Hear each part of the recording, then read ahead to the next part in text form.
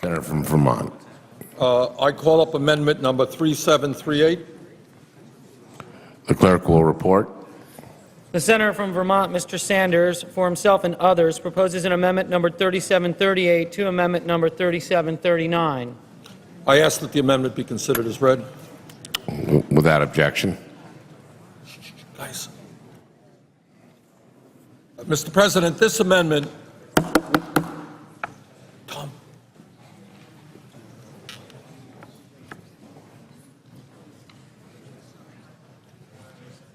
Mr. President, this amendment, which calls for transparency at the Fed, is frankly one of the more unusual amendments that I have ever participated in, not so much for its content, but for the kind of coalition that has come together around it. How often do you have the AFL-CIO and FreedomWorks supporting the same effort? How often are the SEIU, which is the largest trade union in this country, MoveOn.org, which has, I believe, some 5 million progressive members, Public Citizen, striving for the same goal as the National Taxpayers Union, or the Eagle Forum, or the Conservative Americans for Tax Reform? So I think this is a coalition representing tens of millions of grassroots activists. Some of them are progressive, come from where I come from. Some of them are conservative. But they are all united around the very basic principle. We need transparency at the Fed, and we need it now. And I want to use this opportunity and thank Chairman Dodd for allowing me to do this, to talk about the amendment, what it does, and why so many diverse groups are coming together in support of it. Because you do have to ask yourself, what brings together some of the most progressive groups in the country with some of the most conservative groups, some of the most progressive members of the Senate with some of the most conservative? I also want to tell you not only what this amendment does, but to clarify as best I can what it does not, because there has been some distortion in terms of about this amendment, and those distortions are blatantly untrue, and I want to touch on that also. I have to tell you, Mr. President, that the origin for this amendment came on March 3rd, 2009. And that was the date that, as a member of the Budget Committee, I had the opportunity of asking Chairman Bernanke what I thought was a pretty simple question. Chairman Bernanke obviously is chairman of the Fed. And what I asked him is, Mr. Chairman, my understanding is that the Fed has lent out some $2 trillion to some of the largest financial institutions in this country. Would you please tell me and the American people who received that money? And I thought that was a pretty simple and straightforward question. Mr. Bernanke said no, despite the fact that this was $2 trillion in zero interest or near zero interest loans. He apparently believes that the American people do not have a right to know who received that money. On that very same day, I introduced legislation requiring the Fed to put this information on its website, just as Congress required the Treasury Department to do with respect to the $700 billion TAR program. And here we are today. Whatever one may think of the TAR program, you can get information as to who received that money, when it was paid back, the details. It's right there on the Internet. And I believe that that same information should be made available in terms of the Fed zero and near zero interest loans. Mr. President, what the Fed apparently does not understand, and this is the important point, is that this money, these trillions of dollars, do not belong to the Fed. They belong to the American people. And it is incomprehensible to me, and I think to the overwhelming majority of the people in our country, that the Fed believes that they can keep this information secret. This amendment not only requires that the Fed tell us who has received the $2 trillion it lent out, but similar to the language incorporated in the House bill, it calls for an audit of the Fed by the GAO. And that's it, Mr. President. That's what we are attempting to do with this amendment. Transparency and a straightforward audit. Who got what, when, on what basis, on what terms, who was at the meetings, who made the decisions, and taking a look at possible conflicts of interest. Simple, factual questions that people from the state of Vermont ask me, I suspect people from Minnesota ask you, and people all over this country, regardless of their political persuasion, are asking. Mr. President, I understand that this amendment may not be supported by everyone. Some may suggest inaccurately that this amendment, and I quote from a statement, takes away the independence of the Federal Reserve and puts monetary policy into the hands of Congress. End of quote. That's one of the charges being made against this amendment. Let me address those concerns by simply reading to the members of the Senate exactly what is in the amendment so that we know what we're talking about. And I quote from page 4 of a 6-page amendment. It's not a long amendment. And this is what it says. Can't be clearer than this. Nothing in this amendment shall be construed as interference in or dictation of monetary policy to the Federal Reserve System by the Congress or the Government Accountability Office. End of quote. So if there are people who are saying, oh, we're going to get involved in monetary policy, oh, we're going to be politicizing the Fed, oh, we're going to have, before the election, Congress telling the Fed to raise interest rates, to lower interest rates, that is absolutely inaccurate. That is not what we're doing. That is not, in my view, what we should be doing. We want an independent Fed. We want them to develop monetary policy. That is not, underline not, what this amendment does. This amendment does not tell the Fed when to cut short-term interest rates and when to raise them. It does not tell the Fed what banks to lend money to and what banks not to lend money to. It does not tell the Fed what foreign central banks they can do business with and which ones it cannot do business with. It does not impose any new regulations on the Fed, nor does it take any regulatory authority away from the Fed. Let us be clear about that. Mr. President, what the opponents of this amendment are doing, I think, is equating independence with secrecy, and there is a difference. At a time when our entire financial system almost collapsed, we cannot let the Fed operate in secrecy any longer. The American people have a right to know. You know, I find it amusing for some people who oppose this amendment. As Chairman Dodd or the presiding officer knows, we have had heated debates on the floor of the Senate over a $5 million amendment, over an $8 million provision. Goes on for hours. And yet you got trillions of dollars being lent out, and there are some people who think the American people don't have a right to know who got that money. I think, frankly, that is absurd. The American people, we hear over and over again on the floor of the Senate, the American people play by the rules. That is what the average American family does. They play by the rules. Well, what are the rules governing the Fed? Who makes those rules? Or are they just made up as they go along, and they don't have to tell anybody about it? So I've got a problem with that, and that's what this amendment is about. Now, Mr. President, here, to my mind, and these are just my issues. Others may have different issues, and I'm sure they do. But here are just a few of the questions that the American people are asking and why we need a GAO audit of the Fed. These are just a few. Let me throw them out.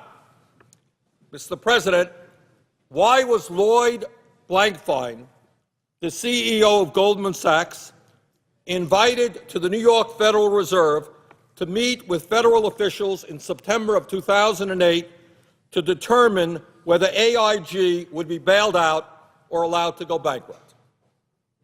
When the Fed and Treasury decided to bail out AIG to the tune of $182 billion, why did the Fed refuse to tell the American people where that money was going?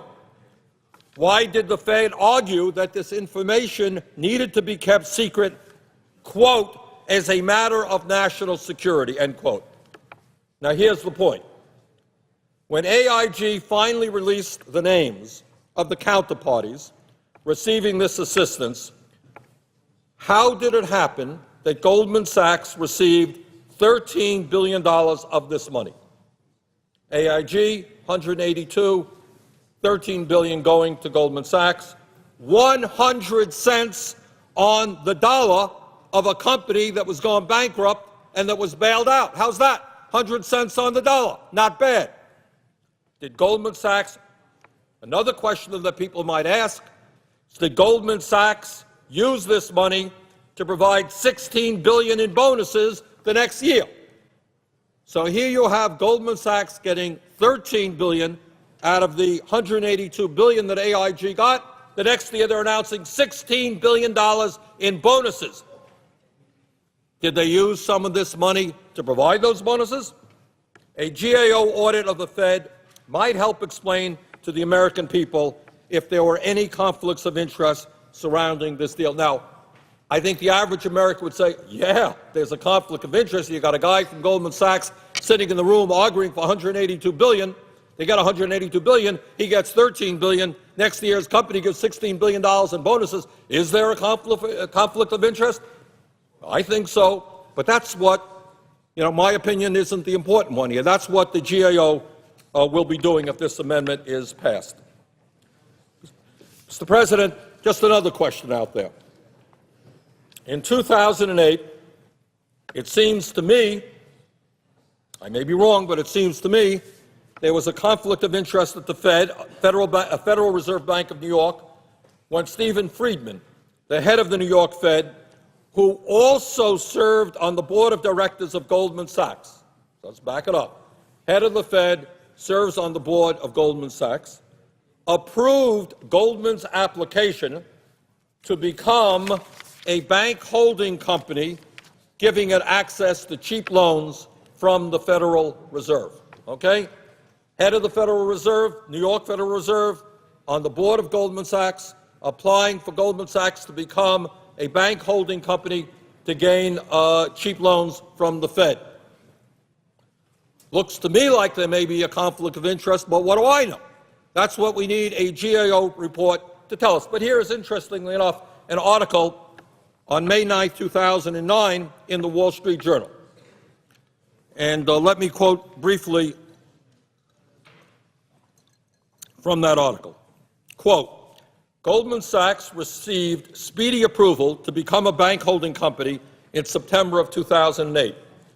During that time, the New York Fed's chairman, Stephen Friedman, sat on Goldman's board and had a large holding in Goldman stock, which, because of Goldman's new status as a bank holding company, was a violation of Federal Reserve policy. The New York Fed asked for a waiver, which, after about 2.5 months, the Fed granted. While it was weighing the request, Mr. Friedman bought 37,300 more Goldman shares in December. They've since risen $1.7 million in value. Mr. Friedman, who once ran Goldman, says none of these events involved any conflicts. End of quote. That's the Wall Street Journal, May 9th, 2009. That's what Mr. Friedman says. Well, I kind of disagree with him, but I would like the GAO to take a look at that. Mr. President, without a comprehensive GAO report, we have to take Mr. Friedman at his word, and I don't think we should. Who got what? When did they get it? On what basis? On what terms? Who was at those meetings? Were there conflicts of interest? These are the kinds of questions that a GAO audit of the Fed will answer. Mr. President, as a result of the bailout of Bear Stearns and AIG, The Fed, and this is a beauty, I mean, this is really quite something. The Fed now owns credit default swaps. Listen up on this one. Now owns credit default swaps betting that California, Nevada, and Florida will default on their debt. So the Federal Reserve stands to make money if California, Nevada, and Florida go bankrupt. And I suspect that the senators from the great states of California, Nevada, and Florida would be rather interested to know that if their states go bankrupt, the Fed makes money. On the surface, this looks a little bit absurd to me, but again, I think this is an issue that the GAO might be taking a look at. Mr. President, it has been reported that the Federal Reserve pressured Bank of America into acquiring Merrill Lynch, making this financial institution even bigger and riskier, allegedly threatening to fire its CEO if the Bank of America backed out of this merger. When the merger went through, Merrill Lynch's employees received $3.7 billion in bonuses. Was this a good deal for the American taxpayer? A GAO audit can help us find out. Mr. President, when the Federal Reserve provided a $29 billion loan to J.P. Morgan Chase to acquire Bear Stearns, the CEO of J.P. Morgan Chase, his name was Jamie Dimon, served on the board of directors at the New York Federal Reserve. Let's repeat that. When the Federal Reserve provided $29 billion to J.P. Morgan Chase, the CEO of J.P. Morgan Chase served on the board of directors of the New York Fed. Did this represent a conflict of interest? I think the average American would say yes. Maybe somebody has a different point of view. But I think a GAO audit can help explain all of this to the American people. Mr. President, currently, and I think we have to appreciate this as well, we have to shed some light on these issues. Currently, some 35 members of the Federal Reserve Boards of Governors are executives at private financial institutions which have received nearly $120 billion in TARP funds. But, Mr. President, we don't know how much these big banks received from the Fed. We know what they got from the top, not from the Fed. A GAO audit could answer this question. Mr. President, all of us, I believe all of us, are deeply concerned that small and medium-sized businesses around this country, I know it's certainly the case in Vermont, small and medium-sized businesses are begging for affordable credit. They have the opportunity to expand. We're beginning to see some economic recovery. They want to expand. They want to create new jobs. They are finding it extremely difficult to acquire those desperately needed affordable loans. Now, I find it as an important issue to ask how much of the trillions of dollars in zero or near zero interest loans that financial institutions receive from the Fed went out to those small businesses, or perhaps, as I personally believe is the case, were simply invested in federal government bonds earning an interest rate of 3 or 4%. What a number of observers believe, and the GAO can help us discover, did the Fed provide zero-interest loans to a large bank, which then took that money, bought government bonds for 3%? And if that was the case, and I suspect it was, you're looking at a huge scam. Huge scam. It's small and medium-sized businesses that need the money. That was the intention of these loans. But I don't know how much of this was invested in government bonds. You don't know, the American people don't know, and it is time that we found out. Mr. President, this amendment that I am offering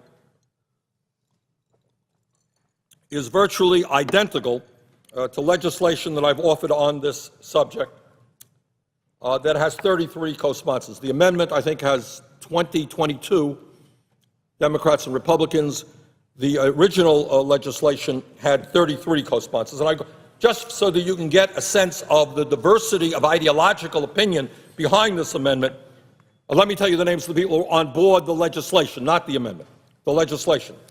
That is Senators Barrasso, Bennett of Utah, Boxer, Brownback, Burr, Cardin, Chambliss, Coburn, Cochran, Cornyn, Crapo, DeMint, Dorgan, Feingold, Graham, Grassley, Harkin, Hatch, Hutchinson, Inhofe, Isaacson, Landrieu, Leahy, Lincoln, McCain, Murkowski, Risch, Sanders, Thune, Vitta, Webb, Wicker, and Wyden. Those are people who are on the original legislation, 33 co-sponsors. And as you can see, they range from some of the most progressive members to some of the most conservative members. The amendment that is now on the floor has, I believe, 22 co-sponsors, Republicans and Democrats alike. And I want to thank all of them for their support. This is a real, the American people are asking, can people work together? Can they come together on important issues? If there is an important issue that people with different ideological backgrounds have come together on, this is that one. And I want to thank my Republican friends and my Democratic friends who every other day are fighting like cats and mice, but on this issue have come together, and I appreciate that. But it's not only the members of the Senate. Mr. President, in terms of progressive grassroots organizations, this amendment enjoys the strong support of the AFL-CIO, the Service Employees International Union, the single largest union in the country, the United Steelworkers of America, Public Citizen, the New American Foundation, Center for Economic Policy, the U.S. Public Interest Research Group, and Americans for Financial Reform, which is a coalition of over 250 consumer, employee, investor, community, and civil rights groups. Huge amount of support from the progressive community. And it also has a huge amount of support from the conservative community. Let me read briefly a letter that I received from the legislative director of the AFL-CIO. This is what he says. On behalf of the AFL-CIO, I am writing to urge you to support the Sanders, Feingold, DeMint, Leahy, McCain, Grassley, Vitta, Brownback amendment to increase transparency at the Federal Reserve. Working people want to know who benefited from the liquidity provided by taxpayers during the crisis, and this amendment will ensure that we receive this information. End of quote. I received another letter, which came from the president of SEIU, the president of the United Steelworkers, the president of Public Citizen, many other progressive groups, and this is what they say. Quote, since the start of the financial crisis, the Federal Reserve has dramatically changed its operating procedures. Instead of simply setting interest rates to influence macroeconomic conditions, it rapidly acquired a wide variety of private assets and extended massive secret bailouts to major financial institutions. There are still many questions about the Fed's behavior in these new activities.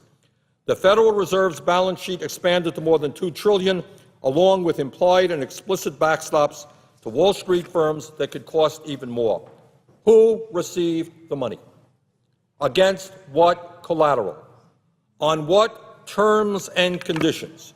The only way to find out is through a complete audit of the Federal Reserve. That's why we support the Sanders, Feingold, DeMint, Leahy, McCain, Grassley, Vitta, Brownback amendment to increase transparency at the Fed. End of quote. That's from the SEIU, many other unions. Now, that is what some of the progressive groups that I frankly work with quite often, have to say about this amendment. But let me quote from some of the conservative organizations who, frankly, I usually do not have very good voting records with. Very often, they oppose what I bring forth. Here's the National Taxpayers Union. I don't know how many folks they have, but they are a big organization. This is what the National Taxpayers Union says, and I quote, the National Taxpayers Union urges all senators to vote yes on S. Amendment 3738 to the financial regulatory reform legislation. This amendment, introduced by Senators Sanders and DeMint, would require the Government Accountability Office to conduct an audit of the Federal Reserve. And I like their next sentence. This is what the next sentence is. Transparency is not a Democrat or Republican issue, but rather an issue of right or wrong. If the Senate insists on further expanding the Fed's reach, Americans deserve to know more about the workings of a government-sanctioned entity whose decisions directly affect their economic livelihood. A yes vote on S. Amendment 3738, this amendment, will be significantly weighted as a pro-taxpayer vote in our annual rating of Congress, end of quote. That means I may have at least a 1% approval vote from the National Taxpayers Union, and I appreciate their support. That's from the National Taxpayers Union. Let me quote from another letter of support I received from a group of conservative organizations that includes the Americans for Tax Reform, the Campaign for Liberty, the Rutherford Institute, the Eagle Forum, Freedom Works, and the Center for Fiscal Accountability. Again, some of the more conservative groups in this country, groups that usually do not support my initiatives. This is what they say, quote, "We urge you to vote for Senator Sanders, Feingold, DeMint, and Vitter's Federal Reserve Transparency Amendment. This amendment does not take away the quote-unquote independence of the Fed. It simply requires the GAO to conduct an independent audit of the Fed and requires the Fed to release the names of the recipients of more than $2 trillion in taxpayer-backed assistance during this latest economic crisis. Any true financial reform effort will start with requiring accountability from our nation's central bank." And let me, end of quote, and let me thank all of the conservative groups, in this case the Americans for Tax Reform, the Campaign for Liberty, and the others, for their very strong grassroots effort in supporting this amendment. It is an indication, again, that on certain issues, progressives and conservatives can come together. Mr. President, let me mention this, because I think it's possible that some of the members don't know this. Madam President, I am sorry. Presidency changed while I was speaking again. This amendment is not a radical idea. As part of the budget resolution debate in April of 2009, the Senate voted overwhelmingly in support of this concept by a vote of 59 to 39. I brought that up. It was a non-binding vote, part of the budget resolution, 59 to 39. So many senators have already gone on record in supporting that. And here is also an important piece of information. In the House of Representatives, this concept passed the House Financial Services Committee by a vote of 43 to 26 and was incorporated into the House version of the Wall Street reform bill that was approved by the House last December. So again, what we are talking about is something that was passed in the House, and it is in the House bill. There's a variation. We're not the same, to be honest. But the same concept for a Fed audit already exists in the Wall Street reform bill passed in the House. This concept has the support of the Speaker of the House, Nancy Pelosi, who has said that Congress should ask the Fed to put this information, quote, on the Internet like they've done with the recovery package and the budget, end of quote. That's exactly what this amendment would do. This concept has already, now here's another point. Many people don't know this. A lot of this language is in the House bill. A lot of this language has already been supported in the Senate last year as part of the budget resolution. But here's an important point that many people don't know. Bloomberg News Service did a very good job. And they have aggressively demanded, as a news organization, that this information about who the Fed lent money to be made public. And as a result of their efforts, 2 federal courts, not one, 2 federal courts, have ordered the Fed to release all the names and details of the recipients of more than $2 trillion in Federal Reserve loans since the financial crisis started, as a result of a Freedom of Information Act lawsuit. So Bloomberg News filed suit. 2 federal courts supported Bloomberg. Mr. President, the Fed had argued in court, in opposition to Bloomberg, that it should not have to release this information, citing, according to Reuters, quote, this is what the Fed said, quote, an exemption that it said lets federal agencies keep secret various trade secrets and commercial or financial information, end of quote, from the Fed. However, the U.S. Court of Appeals in New York disagreed. Here is what a unanimous 3-judge appeals court panel wrote in their opinion. Unanimous 3-judge appeals court. Quote, to give the Fed power to deny disclosure because it thinks it best to do so would undermine the basic policy that disclosure, not secrecy, is the dominant objective. If the board believes such an exemption would better serve the national interest, it should ask Congress to amend the statute, end of quote. Mr. President, this appeals court decision upheld an earlier ruling by the Southern Federal District Court of New York that also ordered the Fed to release this information. In other words, Mr. President, we now have 59 senators who, as part of the budget resolution, voted on this issue, 320 members of Congress, the House, 2 U.S. courts that have all told the Fed in no uncertain terms, give us transparency. That's what we've got. Mr. President, as I wind down and conclude my remarks, let me just simply say that I thank very much all of the support, all the grassroots support from progressive and conservative groups and from my fellow senators. The American people have a right to know when trillions of their dollars are being spent and who got it. The American people have a right to know whether there are conflicts of interest. Mr. President, I would ask my colleagues, there are so many co-sponsors, I want to mention them all, but I just want to thank all of them. Let me just conclude by saying that I am very proud to say that we have been working with Senator Dodd's office and some other offices, and I'm going to ask that my amendment be modified with the changes that are at the desk. And I'm proud to say that these modifications have been worked out by with Senator Dodd and would allow the GAO to conduct a top-to-bottom audit of all of the Federal Reserve's emergency lending activities since December 1st, 2007. In addition, the modifications require the Fed to put on its website all of the recipients of over $2 trillion in emergency assistance since December 1st, 2007.